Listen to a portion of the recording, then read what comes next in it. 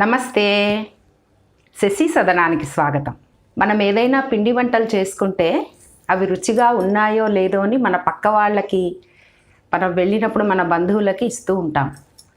కానీ ఈ సంక్రాంతికి ఆనవాయితీ ప్రకారం రాయలసీమలో, తర్వాత కర్ణాటకలో ఇలా ఒక ఆనవాయితీ ఉందండి.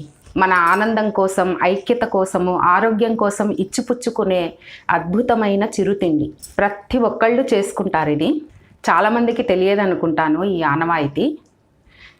జనరల్గా మనము వేరే వాళ్ళకి ఇస్తూ ఉంటే ఆరోగ్యం బాగుండాలనో, లేకపోతే వాళ్ళు ఆనందంగా ఉండాలనో అని చెప్పి ఇవ్వము చిరుతిండ్లు.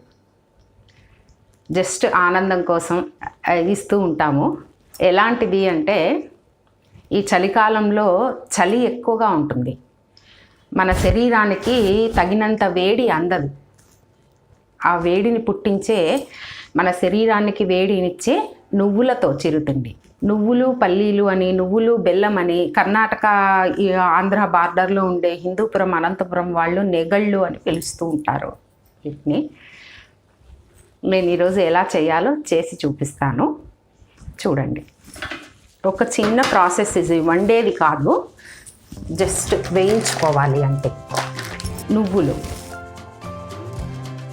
చూడండి, నేను ఒక డబ్బా నువ్వులు తీసుకున్నాను.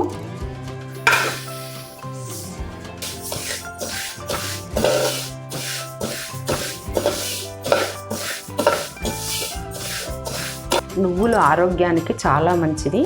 మన శరీరానికి కావాల్సినంత వేడిని ఇస్తాయి. నువ్వులు బెల్లము కలిపి తింటే హిమోగ్లోబిన్, రక్తము వృద్ధి అవుతుంది. హిమోగ్లోబిన్ తక్కువ ఉన్న వాళ్ళకి.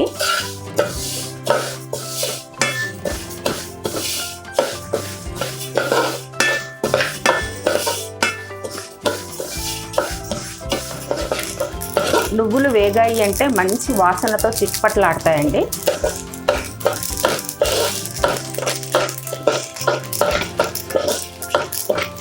నల్ల నువ్వులు కూడా తీసుకోవచ్చు. నాకు తెల్ల నువ్వులు అవైలబుల్గా ఉన్నాయని తెల్ల నువ్వులతో చేస్తున్నాను. నల్ల నువ్వులు, తెల్ల నువ్వులు మిక్స్ కూడా తీసుకోవచ్చు.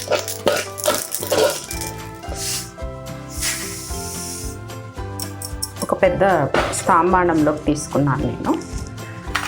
ఇవి నువ్వులు. ఒక డబ్బా నువ్వులు తీసుకున్నాను కదా, ఒక డబ్బా పల్లీలు.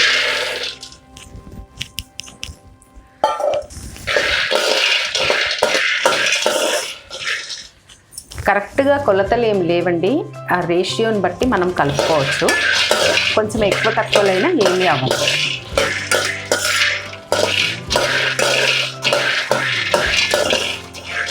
బాగా వేగాలి, వేగితే అన్నీ పగులుతాయి.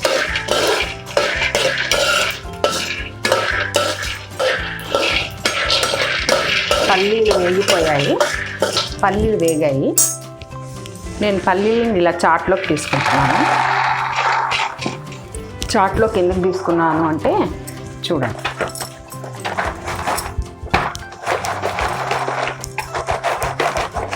ఇలా వేస్తే తొందరగా పొట్టు కూడా వచ్చేస్తుంది.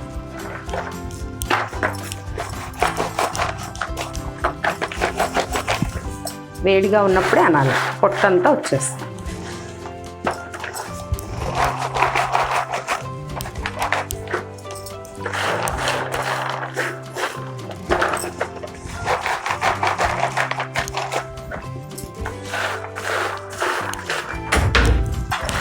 ఇలా కూడా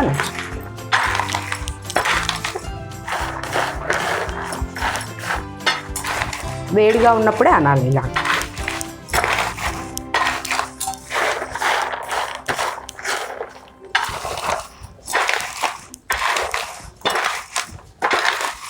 ఇంకా పొట్టు మొత్తం ఊడి రావాలంటే ఇలా నలిపేసుకోవాలి. ఒక మంచి క్లాత్ తీసుకొని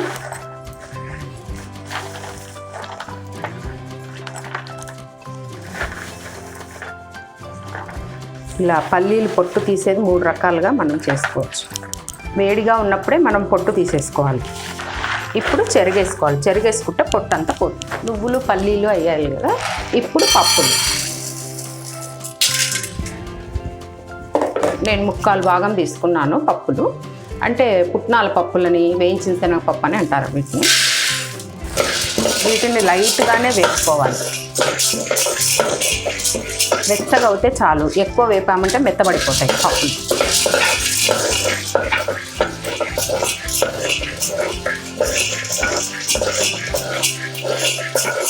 ఆల్రెడీ వేగినవే కాబట్టి మనకు పుట్నాలంటే ఇంకా ఎక్కువ వేయించక్కర్లేదు.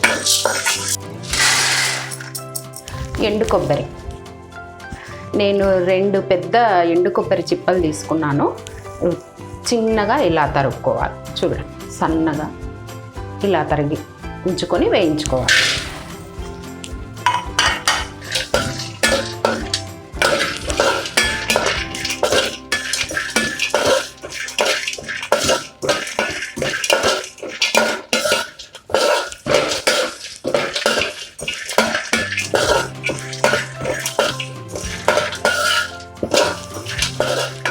ఇవి వేగాయి, ఆఫ్ చేశాను, స్టవ్వే ఆఫ్ చేశాను.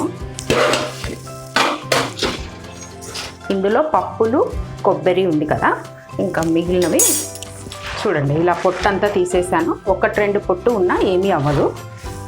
ఈ కొబ్బరి ఉంది కదా, ఇందులో పల్లీలు వేస్తున్నాను.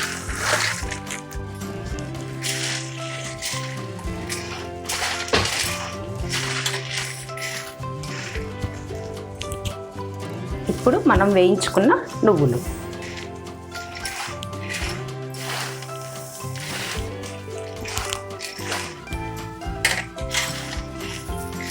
ఇప్పుడు ఆఖరణ బెల్లం. ఈ బెల్లం జిగురు బెల్లం కాదండి, నేను దంచి పొడి కొట్టాను. ఇలాంటి బెల్లం అయితే మొత్తం కలుస్తుంది. జిగురు బెల్లం అయితే అక్కడక్కడ ఉంట కట్టేస్తుంది. కాబట్టి ఇలాంటి బెల్లమే వాడుకోవాలి. చూడండి, పొడిగా ఉంటుంది. ఇది వేస్తున్నాను. అవసరం అనుకుంటే మనం బెల్లం ఎక్కువ కలుపుకోవచ్చు, తక్కువ కూడా కలుపుకోవచ్చు. వారి టేస్ట్ని బట్టి ఉంటుంది. చూసారు కదా, ఇలా కలిపి ఉంచుకోవాలి. ఈ నువ్వుల నెగళ్ళు రెడీ అయిపోయాయి. చూసారు కదా, ఈ నువ్వుల నెగళ్ళు సంక్రాంతి పండగ తర్వాత పండగకి అందరికీ, మన బంధువులకి, ఆత్మీయులకి, అందరికీ, ఫ్రెండ్స్కి అందరికీ ఇచ్చిపుచ్చుకునే ఈ నువ్వుల చిరుతిండి అండి. ఇది వారి ఆరోగ్యాలు బాగుండాలి అని, అందరం కలిసిమెలిసి ఉండాలని గుర్తుగా ఇవి ఇచ్చిపుచ్చుకుంటాము. నేను చేసిన ఈ వీడియో మీకు నచ్చినట్లయితే లైక్ చేయండి, షేర్ చేయండి, సబ్స్క్రైబ్ చేసి బెల్ ఐకాన్ని క్లిక్ చేయండి. Thank you.